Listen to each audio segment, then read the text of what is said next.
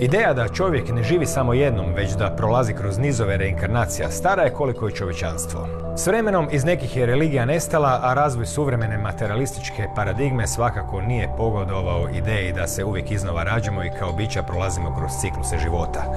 U okružju koje više nije bilo sklono prihvaćanju ideje da postoji neki nematerijalni entitet zvan duša, već je gledalo tijelo kao mehanizam, doista je bilo teško razmišljati o reinkarnaciji. Jer čovjek se nakon smrti raspadne na atome i kako će se onda reinkarnirati? No, tijekom istog onog 20. stoljeća, kad je na zapadu malo tko uzimao ideju reinkarnacije za ozbiljno, neki psihijatri pokušali su objektivizirati to pitanje istražujući mnogobrojne slučajeve ljudi koji su tvrdili da se sjećaju prethodnih života. To je bio samo jedan od vidova pokušaja istraživanja reinkarnacije od strane usamljenih entuzijasta, jer njeno prihvaćanje također stvara i potrebu za temeljnom promjenom paradigme o prirodi svijeta i života.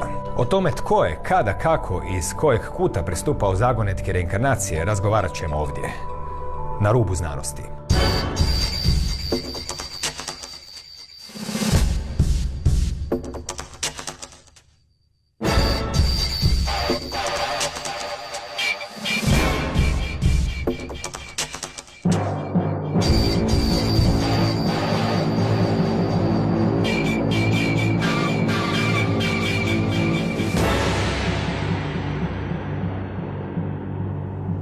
Dobro večer. Dražen Radaković je hipnoterapeut i terapeut instituta Michael Newton. Tijekom emisije će se otkriti za one koji ne znaju što to znači. Dobro večer. Dobro večer. Pa evo, večerašnja tema jest reinkarnacija, ali ne u stvari taj klasični pojam gledan kroz razne istočnjačke religije, nego jedan pokušaj sortiranja povijesti i istraživanja reinkarnacije. Ko je, kada, kako i na koji način pokušao dohvatiti tu temu koja na prvi pogled izgleda kao potpuno nedohvatljiva je i egzaktna, jer ako je nešto nije u ovom životu, kako ćemo i na koji način uopće to mjeriti. No, ipak postoje načini. No, počnemo ipak od onog samog početka, od korijena. Znači, što zapravo jeste reinkarnacija? Pa reinkarnacija u svom korijenu ima latinski izraz reincaro, što znači ponovno u tijelu ili ponovno utjelovljenje. Ako bi gledali sa aspekta nekakvog nauka, učenja, to je učenje o ponovnom utjelovljenju duše u tijelo do čina smrti, nakon čina smrti prelaska u taj međuživot i ponovnog utjelovljenja u samo tijelo. Reinkarnacija nam ukazuje da naš život ima puno šire i dublje značenje nego onako kako ga mi inače poimamo, i reinkarnacija sama po sebi nije nešto što dolazi kao nauk sa nekakvim New Age-om. Ja ću navesti primjere kako sam držim. Nekada držao sam više prije predavanja o reinkarnaciji, da sam znao biti čak prilično oštro napadan od ljudi da prodajem nekakav New Age. To je priča koju ima, to je nauka koja ima korijen daleko dublje i šire, i ona nam ukazuje da mi kao bića imamo zaista puno dublju i širu perspektivu od one predodžbe koju mi o sebi samima imamo. Reinkarnacija je jedna stvar koja se vezuje u najmanju ruku uz religije, no pravo pitanje jest, ako postoji taj pojam, ako i postoji taj fenomen kao stvaran, što mi u ovom trenutku ne znamo, netko smatra da postoji, netko smatra da ne postoji, pitanje koja bi se uopće znanstvena grana time i trebala baviti i na koji način bi trebala pristupati, kako bi se uopće to moglo istraživati i zbog čega na neki način se to i ne radi, osim kod rijetkih pojedinaca entuzijasta. Ja ću samo kratko proći da nekako ovako par rečenica da ona seže u nekakvi zapisi. Naravno, moj stav da je nauka o reinkarnaciji star koliko je stari čovjek. Prvi nekakvi zapisi dolaze od Veda kroz sve te indijske spise preko Upanišada, pa onda je ona bila dio i službenog crkvenog nauka, dok nije izbačena 553. godine, da bi preko teozofije, antropozofije došla do žarišta nekakvog danas možda preko modernih, ajmo ih tako nazvati moderni, zato jer su suvremeni u smislu vremena, dešavaju se danas instituta Michaela Newtona i Briana Weissa. Ja mogu reći da ona se istražuje od 1958. Postoji odsjek na Virginiji, na Američkom medicinskom fakultetu, temeljio ga je Jan Stevenson. Prekinut ću vam samo na trenutak jer imamo vremena za doći do Jana Stevensona poslije. Ono što sam zapravo htio pitati jest reinkarnacija podrazumijeva da duša živi i utjelovljuje se u tijelu. A mi na zapadu imamo znanost koja se zove znanost o duši, psihologija. Pa eto, to mi se čini kao prirodno mjesto gdje bi se proučavala znanost o duši. To bi nekako bilo i prirodno. Zaista bi bilo prirodno da se akademska psihologija bavi se takvom znanošću. Ja ću je nazvati znanost. Međutim, u jednom dijelu zapadne populacije to uistinu je tako, ali ja ću poći od nekako većine te akademske psihologije sa citatom Ericha Froma, jednog od, po meni, najvećih mislioca, mislitelja, filozofa ili u šta sve Fromm ne spada, koji kaže da akademska psihologija općenito okrenula se svemu i svačemu, samo ne duši. On je rekao da ona se uglavnom bavi sa nekakvim istraživanjima koja su navodno dobra za nekakva znanstvena istraživanja, a istovremeno je kao takva, barem tako Fromm kaže, ja se apsolutno slažem s njim, da je ostala bez svog glavnog predmeta duše. Tako da je ona nekako preuzela taj model prirodnih znanosti i laboratorijskog načina mjerenja istraživanja, istovremeno zanemarujući najvažnije aspekte čovječanstva, kako Fromm naziva, gdje kaže da su ljubav, gdje akademska psihologija smatra ljubav, dušu, svijest, moral, etiku nekakvim metafizičkim pojmovima. Znači, ona je odbacila potpuno ono što je nekakva esencija duše, esencija čovjeka i bavi se nekakvim istraživanjima koja su u prvom redu naslonjena na osjetilne doživljaje, bavi se mehanizmima, reakcijama, akcijama, reakcijama, nagonima. Ja ću sad tu malo uključiti nekako i Michaela Newtona i njegovu teoriju da objasni malo šta to znači, šta to akademska psihologija odbacuje, a šta ne bi trebalo odbacivati. Newton definira ego kao jastvo, znači kao duhovni temelj na koji se nadograđuje iskustvo.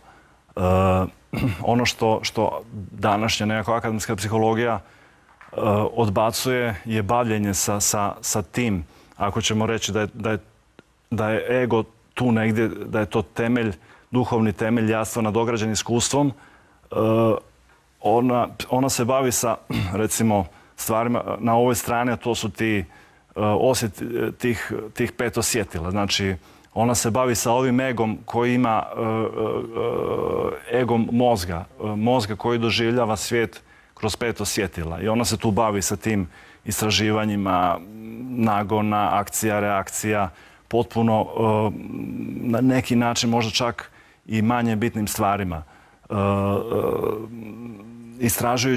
Istražujući samo ovu stranu, a zanemarujući ovu, ona u tim svojim istraživanjima baca, to mi je zgodan izraz, baca dijete sa prljavom vodom, a baca ga zato jer dijete ne vidi. Znači, ona se bavi samo sa aspektima ega, osobnosti mozga, a zanemaruje ego jastva, taj duhovni temelj u kojem se nalazi duša. Istražujući ovaj dio ne može uopće komentirati ovaj drugi, jer ego osobnosti mozga dolazi sa rođenjem i umire sa činom smrti. I našem egu, preko kojeg mi doživljavamo kroz 5 osjetila izvansku realnost, ne može vjerovati u dušu, zato jer ego dobijemo sa rođenjem i gubimo ga. Taj tip ega dobijemo sa rođenjem i gubimo ga smrti. Taj ego ne želi vjerovati da postoji nešto izvan njega samoga. Kada pričamo, već to nije reinkarnacija, znači baš dobro prošla u sustavima koji pokušavaju strukturirati i izmjeriti stvari, no također je ispala iz nekih religija. Mi danas poistovjećujemo reinkarnaciju sa istočnjačkim religijama, no ovdje na zapadu, gdje je na zapad Bliski istok, to je ta kombinacija judaizam, islam, kršćanstvo. Evo, nama je blisko kršćanstvo jer živimo u takvom kraju. Je li bilo reinkarnacije u tim religijama prije i ako je bilo, kako je i zašto nestala? Pa, nauka o reinkarnaciji je postojao službeno do 553. godine u kršćanstvu.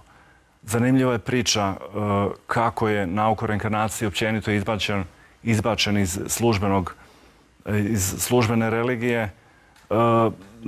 Helger Kersten, njemački svećenik, je istraživao inače jako puno lik i djelo Krista i bavio se i cijeli život je posvetio između ostalog i proučavao je kako je došao do gubljenja nauke o reinkarnaciji službenoj religiji i došao do zaista interesantnih podataka, a to je da je u to vrijeme car Justinijan službeno je provedeno kroz papire da je on izbacio na tom petom ekumenskom koncilu 553. godine, međutim on je došao do frapantnih podataka koji govore o tome da je to u stvari bilo osobno izopćenje nauka o reinkarnaciji, tada se to zvalo Origenovo učenje. Origen inače bio po Svetom Jeronimu najveći crkveni učenjak nakon apostola. Zaista je uživao ogroman ugled, ali i po njemu se to zvalo tada Origenovo učenje. Kersten je došao do podataka koji govore o tome da je carica Teodora, koja je bila izrazito častohlepna žena, svoj streloviti uspon ona je započela kao kurtizana. Da bi zatrla nekakvu svoju osobnu prošlost, a ona je naime dala zatočiti i mučiti svojih 500 kolegica kurtizana i pošto se bojala po zakonu karme, po zakonu reinkarnacije, ona bi kroz nekoliko života morala ispaštati za djela koje je počinila.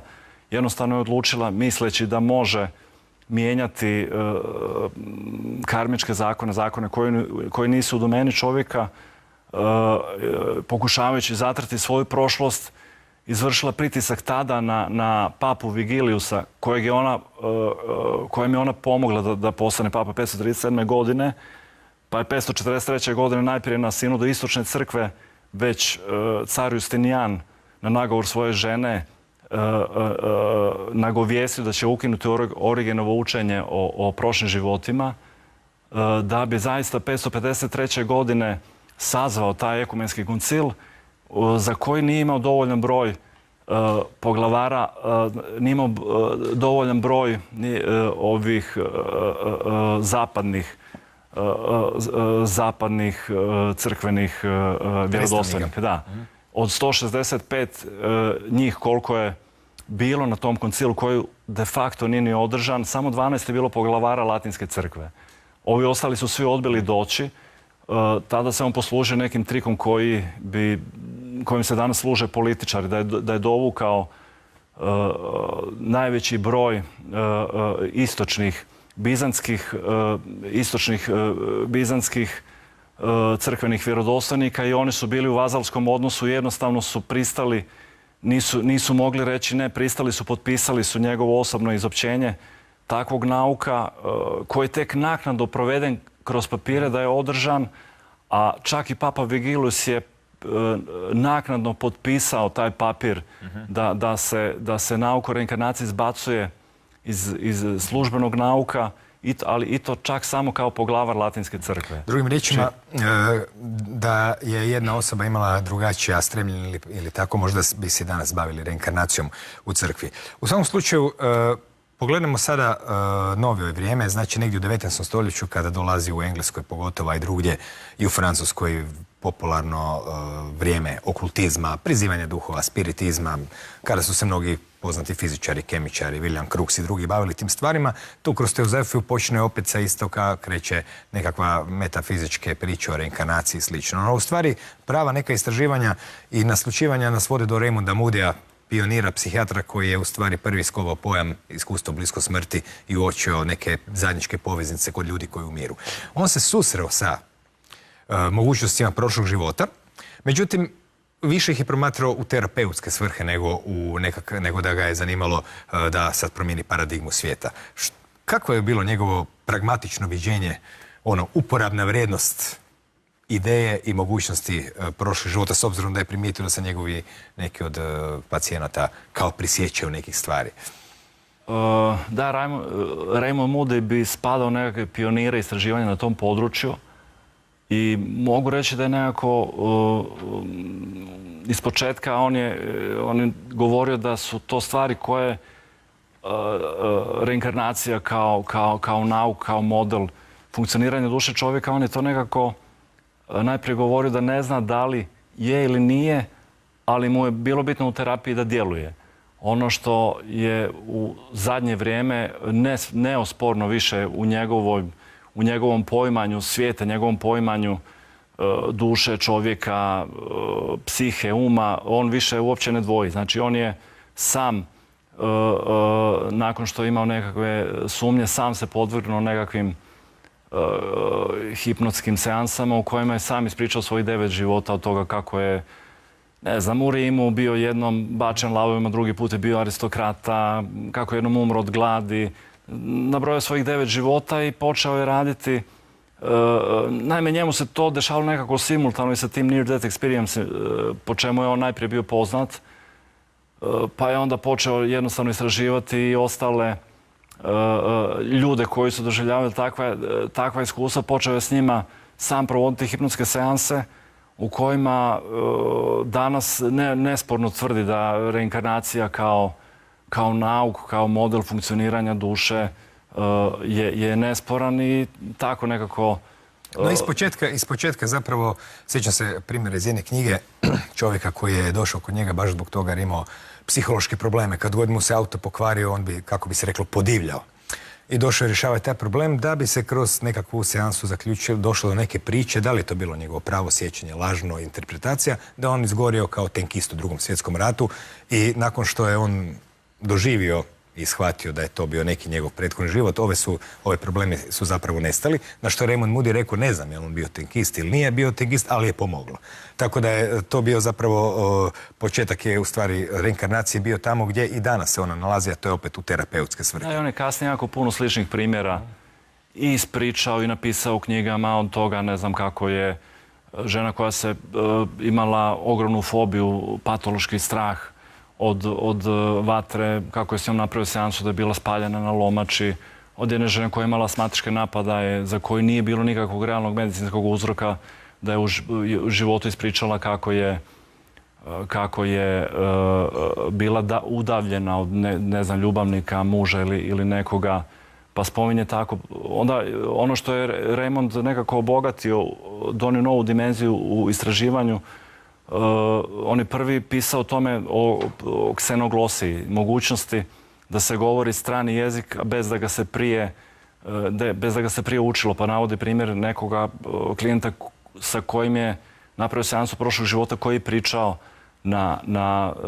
je na francuskom jeziku i govorio o tome kako je bio slikar i čak i taj čovjek koji je pričao cijelu seansu na francuski, a nije bio Francuz, otišao poslije u Francusku i nije on bio neki poznat slikar, našao je atelje gdje je slikao i neke svoje slike. Ja moram priznati da je inače, kako sam radim te regresnu terapiju, vraćanje u prošle živote, nikad nisam imao primjer da je neko pričao neki strani jezik, osim što i ovo njemu zaista bila rijetkost. To su rijetke stvari ljudima, terapeutima, da im se desi.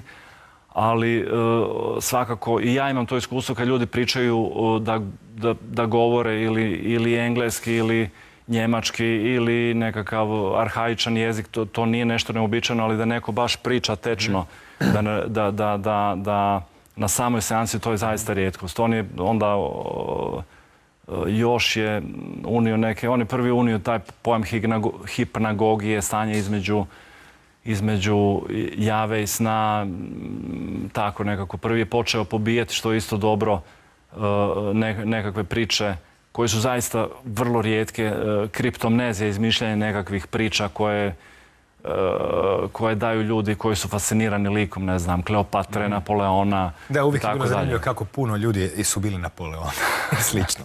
No dobro, nakon Raymonda Moodyja prava istraživanja temeljita baš usmjerena na pokušaj dokazivanja autentičnosti fenomena reinkarnacije provedena su na sveučilištu Virginija. Opet je psihijatar posrijedi. Prezivao se Stevenson. Kako on počeo? na koji način i za što se specijalizirao i možda koji primjer bi malo osličio do kuda je on došao sa svojim stvarno više desetljetnim i vrlo mnogobrojnim zanimljivim primjerima. Pa Jan Stevenson je, evo već pokojne 2007. godine, nekako dao ogromni doprinos znanstvenom istraživanju reinkarnacije. Na temelju tog istraživanja mi možemo reći da se danas nju može promatrati, barem ja tako mislim, ne na temelju pukog vjerovanja, već na temelju kliničkih podataka. Upravo njegov doprinos u tome, jer on 1958. zatražio, američka vlada je raspisala natječaj za dodjelu sredstava za istraživanje nekakvih paranormalnih pojava. On je tada izišao sa tom pričom, ponudio je istraživanje, on se najviše bavi istraživanjem male djece koja su imala priče koje su upućivale da pričaju o svojim prošlim životima. On je tada dobio ta sredstva, on je bio predstojnik klinike za psihijatriju i profesor u Virginiji na medicinskom fakultetu. Napisao knjigu Reinkarnacija i biologija u kojoj je naveo 970 primjera djece koja su pričala. 970 primjera u njegovoj knjizi. Inače, do 2005. je bilo 2500 djece koja su ispričala svoje priče. Kako izgleda, recimo, od tih 970 ili 2500, neki ovako tipični primjer, možda čak i malo onako nadprosječan da bude slikoviti, znači on sretne neko dijete, čuje informaciju da neko dijete govori da se sjeća nekog imena susjeda, sebe samog, ili kako onda je išao taj proces njegov ulaženja u trak? Pa on je, ne znam kako je krenuo, kako mu je to... Nije važno zapravo kako je krenuo, nego recimo kad se zahuktao. Baš sam gledao neka njegova videa gdje on objašnjava kad dijete počne pričati, ne znam, kad sam ja bio veliki, ili ti nisi moja mama, ja imam drugu mamu, moj pravi dom nije tu, moj pravi dom je negdje drugdje. Ja ću navesti samo karakteristike, volio bi da općenito i roditelji kad čuju djeca pričaju takve stvari koje ukazuju na to da dijete kada ima kao malo nekakvu priču koja može upućivati da dijete zaista priča o prošlom životu. Kad dijete priča ozbiljnim tonom, da znači da to nije nekakva zaigranost koja se mijenja svaki čas, nego kad način na koji priča odaje dojam da priča ima neku dublju pozadinu. Kad se priča ponavlja, recimo, kroz tjedan, mjesec, godinu ili više godina i konstantno je ista, ne mijenja se kada, recimo, znanje dolazi ispred iskustva. Ako dijete priča o nekim stvarima, a nikada, ne da nikad možda ne zna ni čitati, možda je to dobi 2-3 godine, a priča informacije nije moglo pratiti ni na televiziji ni na internetu i dobio neke informacije koje znanje znači ispred nekakvog iskustvenog dijela, a vrlo često i to ponašanje može biti popraćeno ako je nekakva fobija pa dijete ima noćnu moru. Malo ću kasnije možda, ako stignemo ispričati neke primjere toga tipa, ali znači on je... Dobro, kako je recimo kada bi ustanovio da dijete prepoznaje? Je li on našao neko dijete koje se sjetilo svoje adrese, roditelja, imena i na kraju krajeva ljudi koji su rekli pa da... Najprije krenuo u Americi gdje bi dijete recimo pričalo, znam primjer djeteta koje je na Aljasci pričalo kao malo na sanskrtu, drevnom prastarom jeziku, i čak je pisalo na sanskrtu, a njegovo pleme je govorilo potpuno drugi jezik. I onda je to dijete opisalo iz kojega mjesta u Indiji je, čak iz kojega hrama, u kojem hramu je bio kao svećenik, pa bi Stevenson otišao recimo u taj hram i pitao ostale svećenike za ime i prezime tog svećenika o kojem djetetu priča, došao bi taj hram u Indiji gdje bi kolege potvrdili da takav zaista je bio i da čak priča, recimo, frflja na isti način na koje je to dijete pričalo.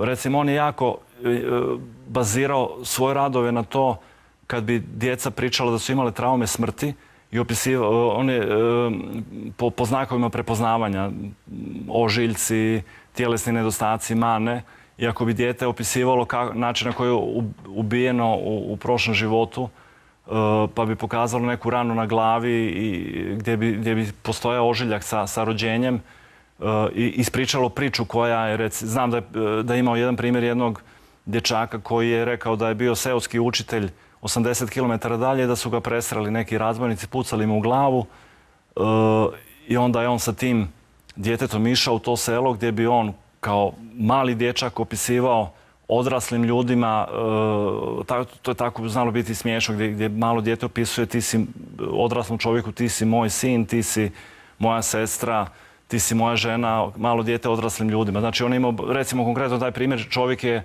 Imao i ožiljak na glavi. Da, imao je ožiljak na glavi, to je njemu bio znak raspoznavanja. Pa mislim nekakva, postoji teorija da lame kada se žele inkarnirati ponovo u sljedećeg lamu, da sami sebi stavljaju nekakav ožiljak po kojem će ga okolina prepoznati. Znači ožiljci su dosta česti i te rane recimo kad bi našli, kada bi... Bili su čak i, ako se naravno, i mareži po sredi. Je. Sačmarice i tako.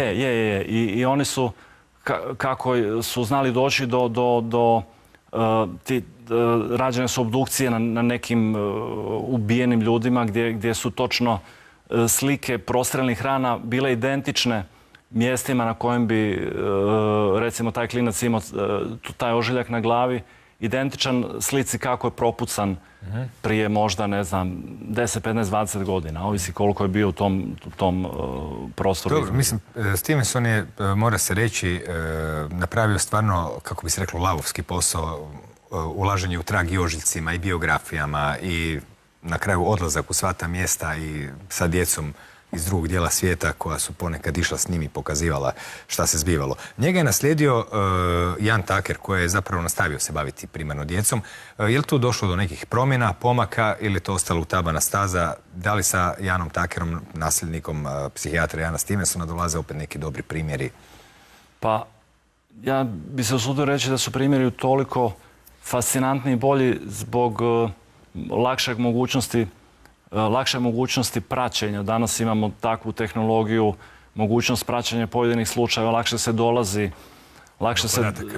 dolazi do podataka. I ja sam, za razliku od prije par godina, danas lako provjerim neki simbol, lako provjerim neko ime, lako provjerim masu detalja do kojih se prije, dok nije bilo interneta, nije bilo takvih stvari, puno teže dolazilo.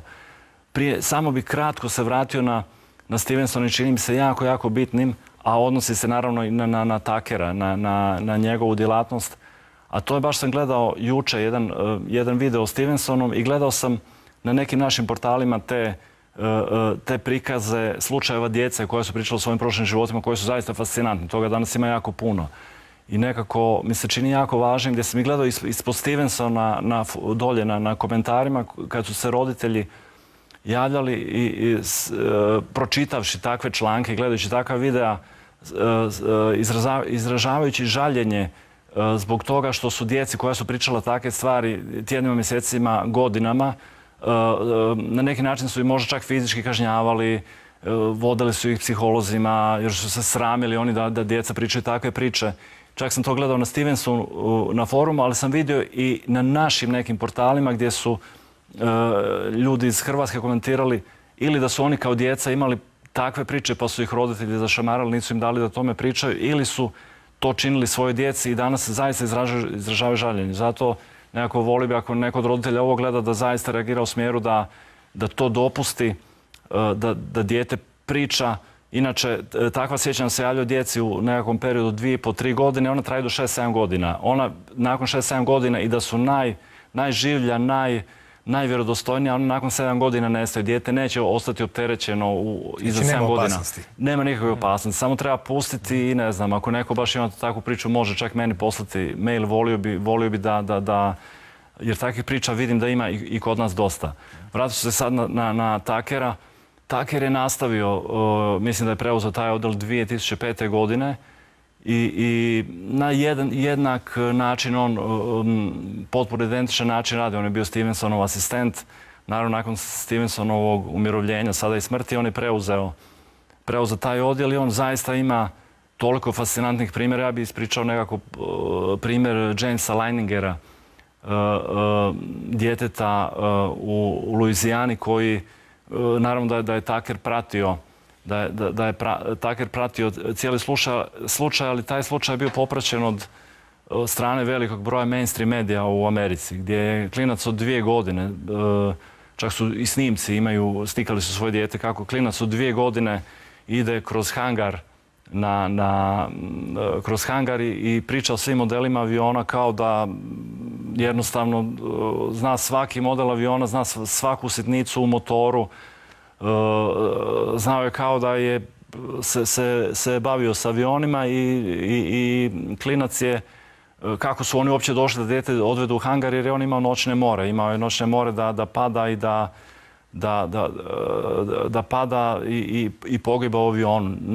Vrlo brzo nakon toga je počeo pričati o avionu. Otac je bio veliki skeptik. On je rekao da je on odgojen tradicionalno kršćanski, da ne vjeruje tako neke stvari, da bi na kraju kroz neko vrijeme kad je vidio da zaista priča ima debelu pozadinu, danas je postao potpuno drugačije gledanje na stvar. Koliko je trajalo? Šta je još to dijete pričalo o dijelom aviona? Dijete je pričalo... On je u Drugom svjetskom ratu poginuo. Da, u Drugom svjetskom ratu on je rekao svoje ime i prezime. Mama ga je pitala pa kako si se... Koje ime? On je rekao James Houston. Otac isto tada nije reagirao. Pa je onda je klinac ispričao, stalno se igrao sa nekakvim svojim... Stalno spominjao ime Jacka Carsona i rekao je da je taj čovjek s njim letio u avionu i da su poleteli sa borbenog broda na Toma. I sada ocu je to već malo bilo previše nekako informacija i on je išao u enciklopediju nije tada, ne znam da li Google, ali ima slika da je našao u enciklopediji vojnoj američkoj i ime Jamesa Houstona, našao je da je taj brod sa kojeg su poljetali avioni, našao je model aviona Corsair s kojeg je mali poletio, s kojeg je tada odrasli pilot poletio i našao je tog Jack Carsona, tog pilota o kojem je klinac pričao da mu je to bio najbolji prijatelj. Otišao je našao čovjeka koji je već tada imao 80 godina i taj Jack Carson je rekao da, ja sam letio sa Jamesom Houstonom. On je tada pogođen pored mene u taj dio aviona, srušio se i mali Leininger, isto se James zvao i tada i sada. Leininger je ispričao kako je pao, gdje je pogođen. Sljedeće što je bilo da je on i rekao točno zna na mjesto, kad je otac na enciklopediji tražio gdje su oni se borili, gdje su poleteli, znao je mjesto gdje je pogođen, ljutio se kako otac ne zna da su ga skinuli Japanci, on je čak reagirao onako, pa šta me to pitaš, pa znaš da su nas Japanci skinuli, to je bila bitka kod Iwo Jima ili kako se to već izgovara. I čak oni su došli, taj avion je dolje zaista završio, pogođen. On je išao sam, bacao je cvijeće na mjesto u moru gdje mu je avion srušen, rasplakao se tada. I čak je na to se javila njegova sestra od pilota koja je imala 84 godine. I imaju te slike gdje je fascinantno, gdje dijete od 3-4 godine se slika sa ženom od 84 godine koja je rekla da, ja imam bistu Georgea Washingtona, imam model Corsaira sa kojim si ti tada letio i to su jedini predmeti koje imam od tebe. I ona je malom djetetu poklonila te predmete i još je, recimo, fascinantnije bilo što je mali pričao, imao je nekakva tri svoje like s kojima se stalno igrao i ne znam, naveo njihova imena Leon, Walter i Billy. I onda su ga pitali, pa ko su ti? On je naveo puna imena, prezimena, sve trojice i rekao, oni su me dočekali kad sam pao dolje u more. Leon, Walter i Billy su ga dočekali i naveo njihova puna imena, prezimena da bi našli zaista u enciklopediji da su to bila 3 pilota koja su poginula. Nešto ranije.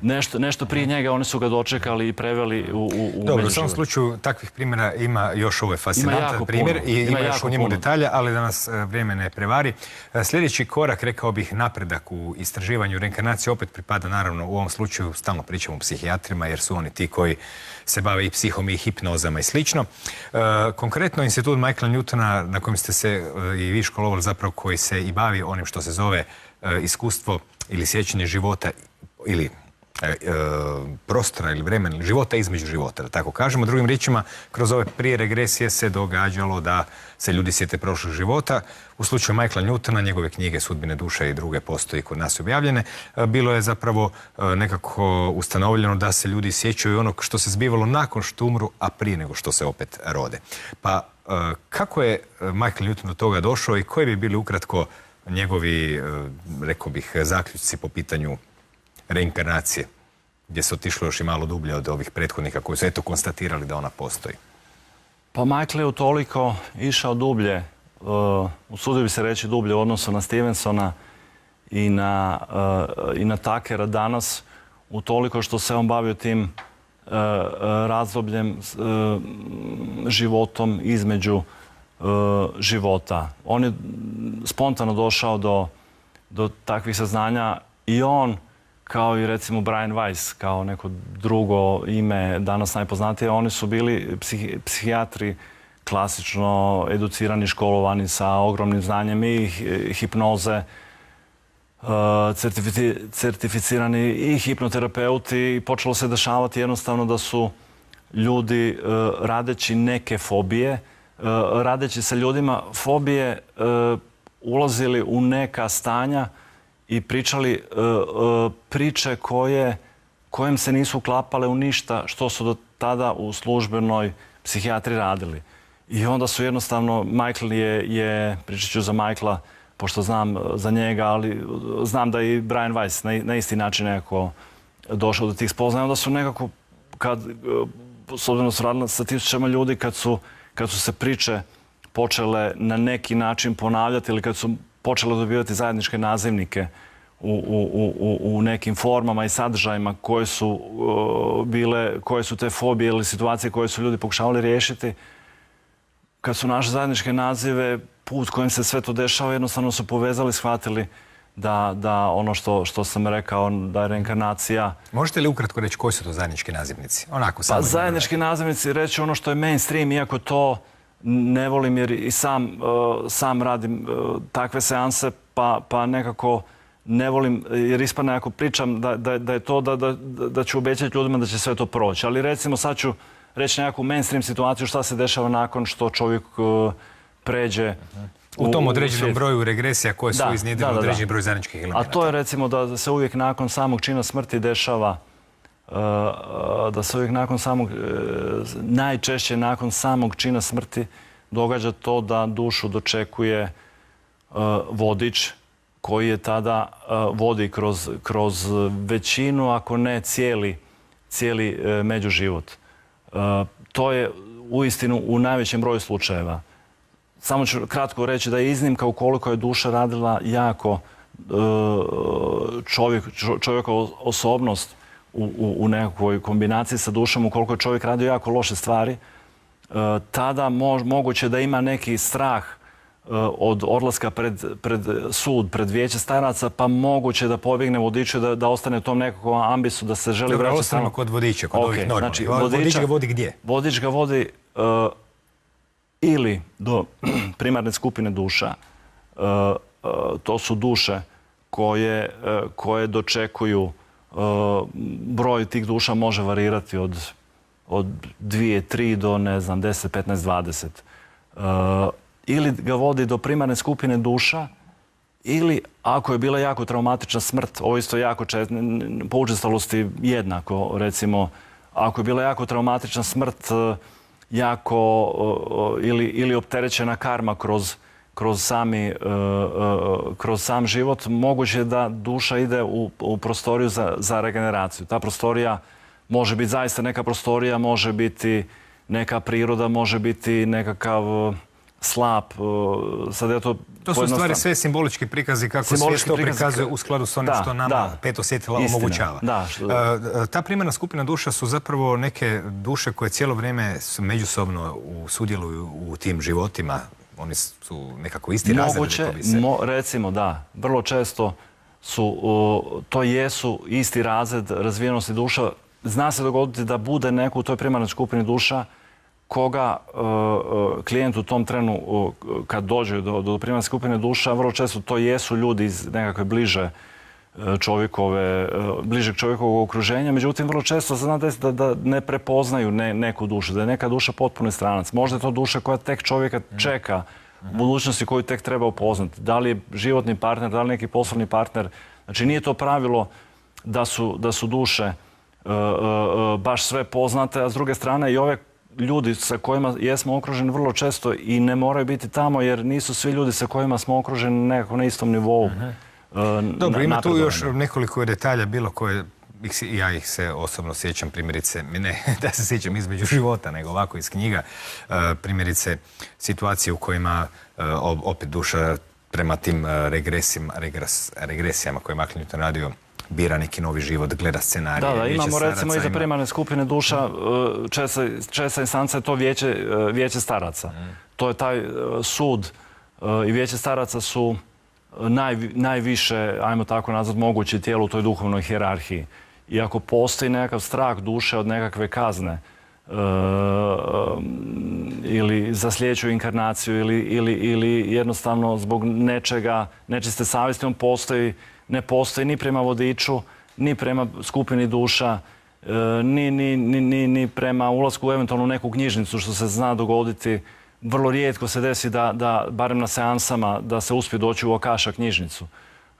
To je kao knjiga Božjih sjećanja, ne kao knjiga Božjih sjećanja u kojoj su pohranjeni sve informacije svih duša koji su se ikad inkarnirali, koji će se ikad inkarnirati, svi životi, svi karmički modeli. No, ovo vijeće staraca je očigledno jedino koje ima autoritet. Da, ono ima daleko najveći autoritet i tu dolazi do nekako, čak i u seansi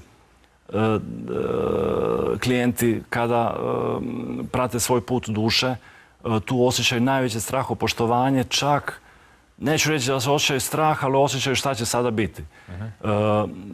Jer vijeće staraca određuje po karmičkim obrascima kakvim je duša živjela u prethodnom tijelu, određuje kakva će sljedeća inkarnacija biti i iza vijeća staraca dolazi se do nekada u seansi, nekada se dođe do toga, nekada ne, a to je prostorija za izbor tijela i života, gdje imamo najčešće mogućnosti izbora 3-4 tijela, nekada samo jedan. To je nekako nema pravila. Dobro, u svakom slučaju nekako mi se čini mudrim sve što god dolazi u slikama, pričama i oblicima shvatiti ipak kao proizvod našeg uma koji ne može s nama komunicirati drugačije nego kroz pojavni svijet. Tako da ja osobno recimo čitajući te knjige nisam, trudio sam se nedoslovno shvatiti pravo vijeće staraca i tako, pogotovo ako se uspoređuju neke istočne tradicije koje govore o prenošenju vlastite percepcije. Dakle, čovjek često puta je karmu imao onakvu kakvu zapravo percepciju stvorio tijekom života.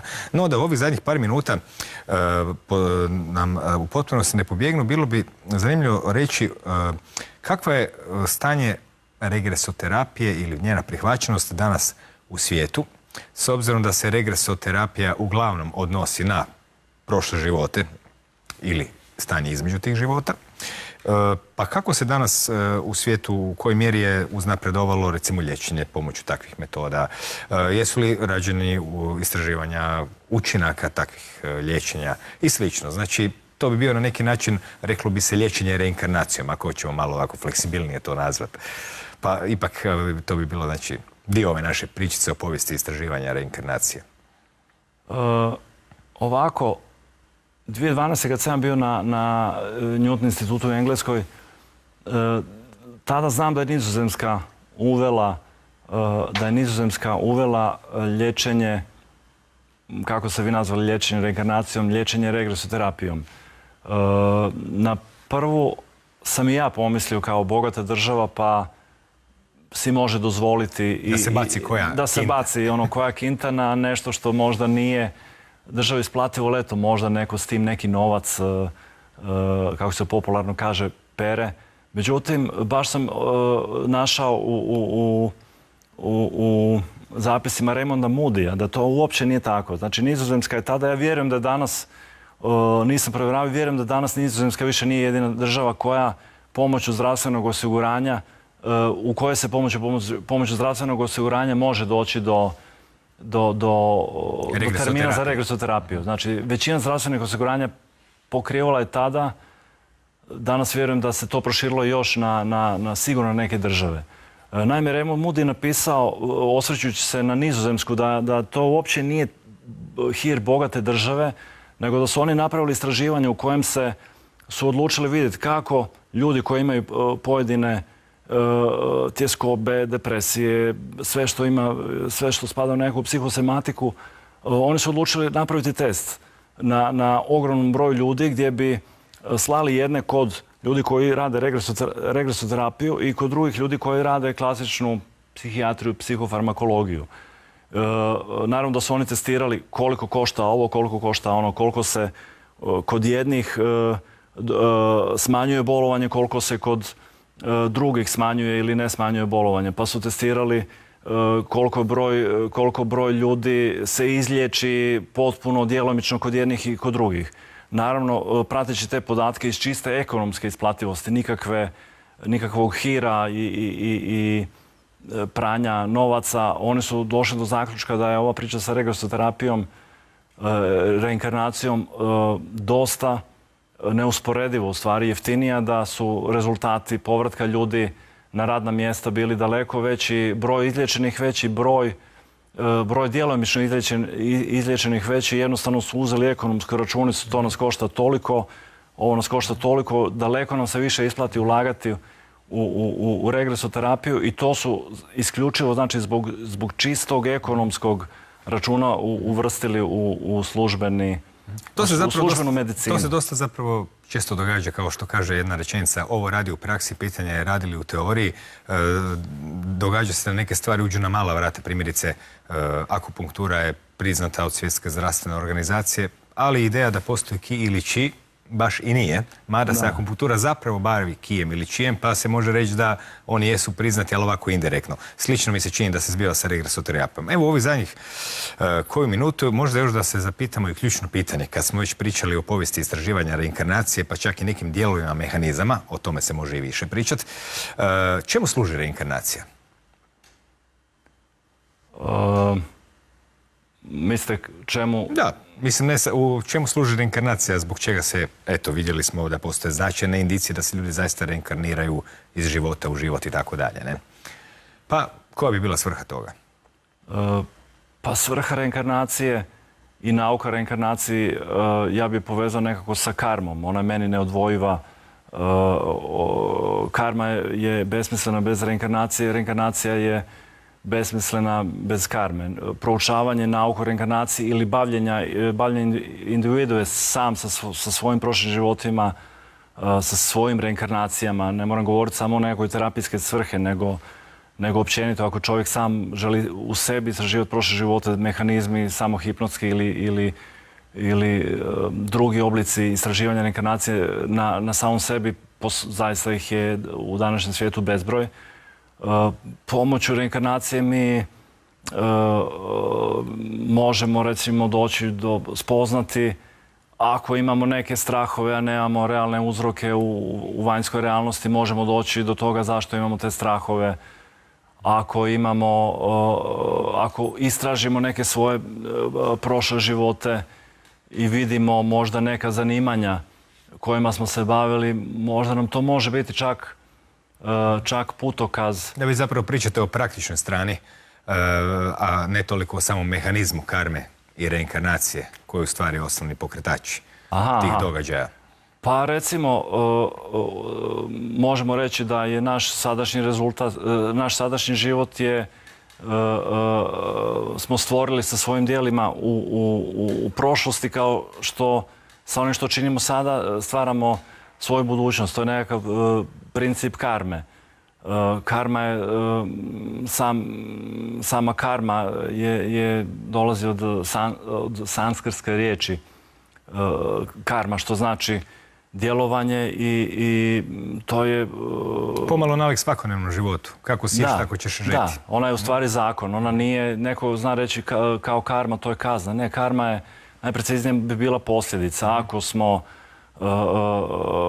činili dobre stvari, vratit će nam se dobre stvari. Ako smo činili loše, vratit će nam se loše. Jedino što mi u toj karmi, u proučavanju karme iz ljudske perspektive nikad ne možemo znati kada i na koji način ćemo dobiti i dobra djela nazad, a isto tako i loša. Neki kažu da zapravo nije čak ni stvar toliko u samim djelima koliko u percepciji i kako zapravo vidimo svijet. A eto, za kraj ovog emisije o istraživanju palo mi na pamet da bi vrijedilo citirati Woody Allena, koji je neosporni dokaz dao za postojanje reinkarnacije. On je rekao da on smatra da ona sigurno postoji jer su neki ljudi toliko glupi da se to sigurno ne može postići za vrijeme jednog života. Ali eto, to je bio stari cinik. Što da mu radimo? Dražen, evo, do neke sljedeće prilike hvala i sretno sa hipnozama, regresijama i hipnoterapijama i doviđenja. Hvala vam. Doviđenja. Hvala i vama na pažnji. Eto, dok je nekima ideja reinkarnacije nezamisliva, usprkos indicijama, drugima se čini da drugačije ne može ni biti. Svakako, ako ništa drugo, ideja reinkarnacije barem nudi drugi, treći ili četvrtu ili koliko god već novih prilika. I to je ipak nešto. A nova prilika je uvijek dobra vijest. Baš kao i laku noć.